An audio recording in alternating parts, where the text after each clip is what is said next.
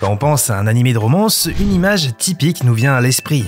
Deux adolescents se croisant dans les couloirs d'un lycée, échangeant des regards timides sans oser avouer leurs sentiments respectifs. On assiste à des malentendus, des retrouvailles larmoyantes ou encore à des scènes iconiques comme celle du festival culturel du lycée où le plus souvent tout se joue. Ajoutez à ça les rivalités amoureuses, les quiproquos et ces moments de tension où le temps semble s'arrêter, et voici les ingrédients classiques qui donnent vie à ces animés de romance qui en ont fait rêver plus d'un et plus d'une. Imaginez maintenant une œuvre cochant toutes ces cases et semblant d'apparence suivre tous les codes du genre mais qui pourtant ose briser les conventions. Eh bien l'animé dont on va parler aujourd'hui est celui qui se rapproche le plus de cette description. Mais alors pourquoi une telle œuvre a su marquer les esprits et autant dénoter du reste des séries similaires? Eh bien nous allons voir ça ensemble en commençant par évoquer les problèmes des animés de romance.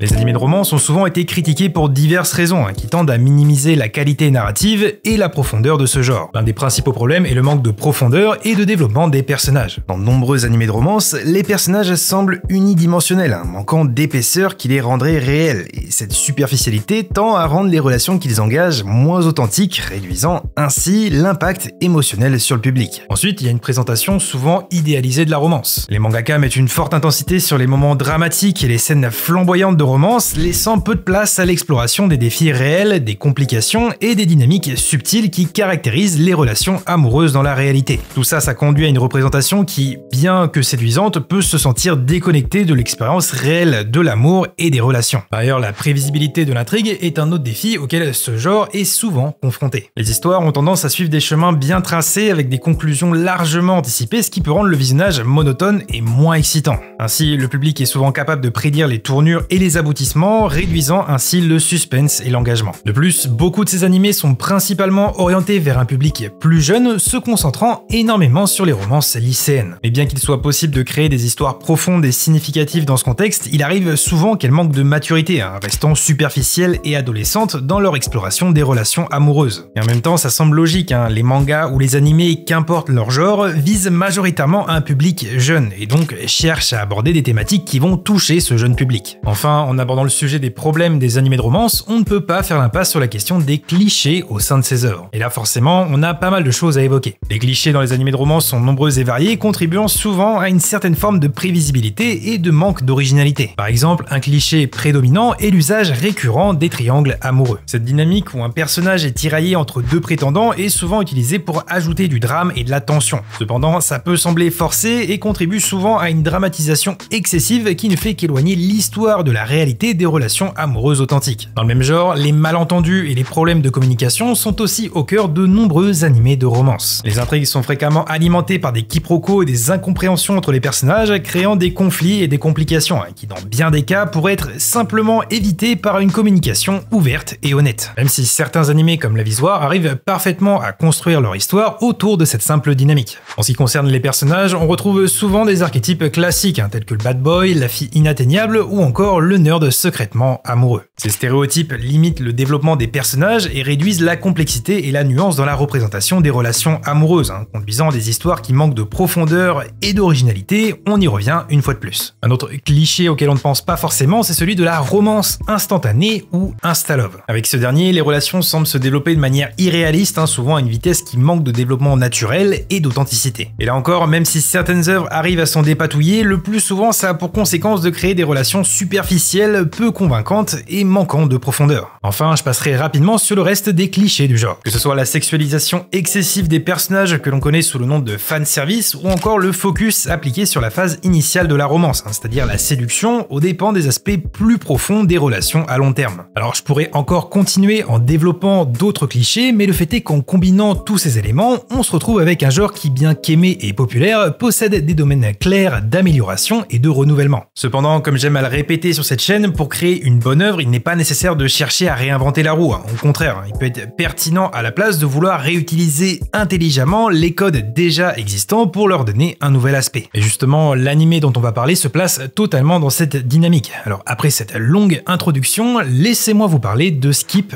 and Loafer.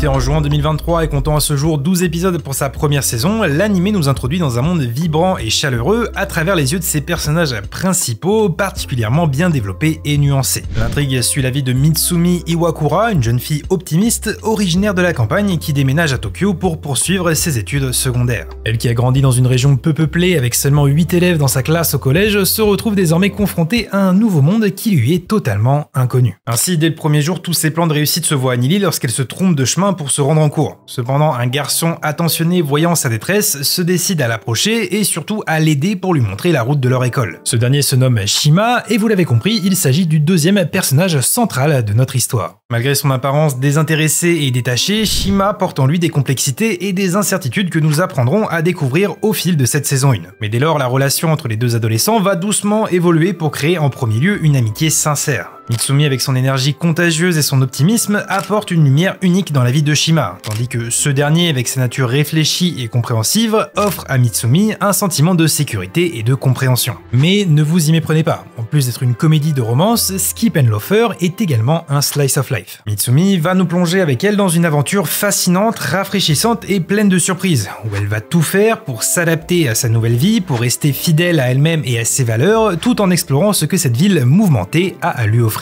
De plus, l'une des grandes forces de l'anime, c'est que l'histoire explore divers thèmes, tels que l'amitié, la famille, l'adaptation au changement ou encore la croissance personnelle, tout en maintenant une ambiance chaleureuse et encourageante. L'intrigue de Skip and Loafer est habilement tissée autour des expériences quotidiennes, des défis et des petites joies de la vie. Elle évite le drame excessif, préférant se concentrer sur des moments sincères et réalistes, qui permettent une connexion profonde entre les personnages et leur histoire. Mais surtout, là où l'anime brille le plus, c'est par la richesse de ses personnages. Pour réussir à développer autant de thématiques différentes, il était nécessaire d'introduire différents personnages, chacun avec leur propre histoire, leur propre vécu, leurs propres envies, désirs ou craintes, le tout pour former une véritable tapisserie dynamique de relations et d'expériences. Et tout ça offre aux spectateurs une variété d'angles et de perspectives sur les thèmes abordés, tout en permettant une exploration profonde des expériences des personnages auxquels nous pouvons facilement nous attacher. Bref, c'est un véritable régal à suivre, et à la manière dont Mitsumi réussit à attirer l'attention et la sympathie de toutes les personnes qui l'entourent, on se retrouve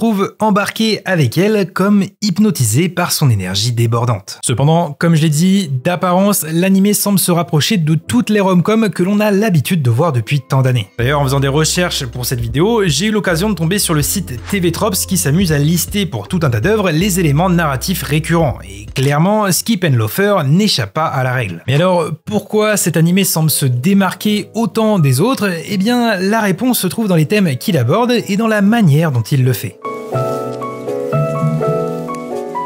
Contrairement à de nombreux animés traditionnels qui mettent l'accent sur des dynamiques amoureuses souvent superficielles et dramatiques, Skip and Loafer privilégie une romance plus subtile et naturelle. Les relations amoureuses se développent organiquement, ce qui contribue à un récit plus authentique et attachant. Mais ce qui distingue également l'animé, c'est son exploration diversifiée des relations. Ce dernier ne se limite pas à dépeindre des relations amoureuses, il met aussi en lumière une variété de relations telles que les liens familiaux ou amicaux. Cette diversité enrichit la narration, offrant une vue d'ensemble plus complète de la vie sociale et émotionnel des personnages. Et surtout, il n'hésite pas à aborder même en surface des thèmes peu communs, à l'instar de la présentation de Nao, la tante de Mitsumi, qui parlera à tous ceux ayant déjà vu la série. Ainsi, comme je l'ai évoqué, les personnages sont présentés comme des individus pleinement à part, si bien qu'au cours de l'anime, on les voit évoluer et grandir, ce qui permet une connexion plus profonde et une meilleure compréhension de la part des spectateurs. C'est d'ailleurs le point qui m'a le plus étonné au cours de mon visionnage, bien que Mitsumi soit réellement le personnage principal de l'anime, au cours de cette saison 1, celui qui évolue le plus, c'est bel et bien Shima. Au passage, j'évoquais plutôt l'aspect tranche de vie de l'anime, et notamment le fait qu'il dépeignait avec succès les hauts et les bas, ainsi que les luttes et les triomphes quotidiens, apportant une couche supplémentaire de réalisme à l'histoire. Cependant, là où ça se constate le plus, c'est dans le traitement des conflits et des malentendus. Les personnages abordent et résolvent les problèmes avec une communication ouverte et respectueuse, évitant ainsi les drames superflus et inutiles qui sont souvent une caractéristique omniprésente dans d'autres animés de romance. Et mine de rien, ça témoigne d'une approche plus mature et réfléchie de l'histoire. Enfin, j'aimerais évoquer le point le plus important à mes yeux, c'est l'atmosphère réconfortante qui se dégage de la série. Skip and Loafer, c'est le genre d'animé dont dont chaque épisode apporte dans notre cœur une touche de soleil, parce que chaque scène, que ce soit des moments de drame, de tension ou d'humour, fonctionne à merveille. Si bien qu'arrivé au bout des 12 épisodes, on aimerait juste pouvoir continuer à suivre un peu plus longtemps les aventures de Mitsumi et de ses amis. Et le plus amusant, c'est que la dernière fois que j'ai ressenti quelque chose de similaire devant un animé de romance,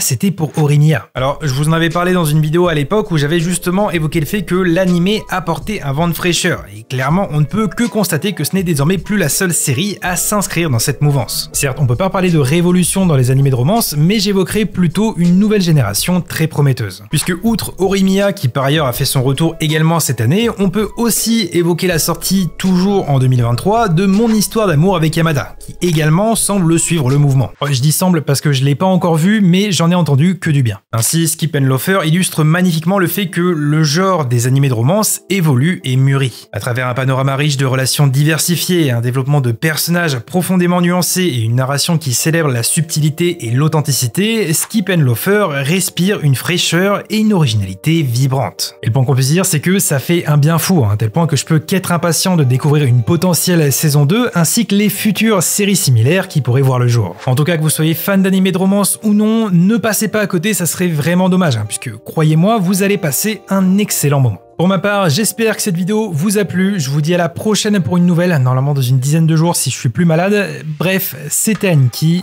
ciao.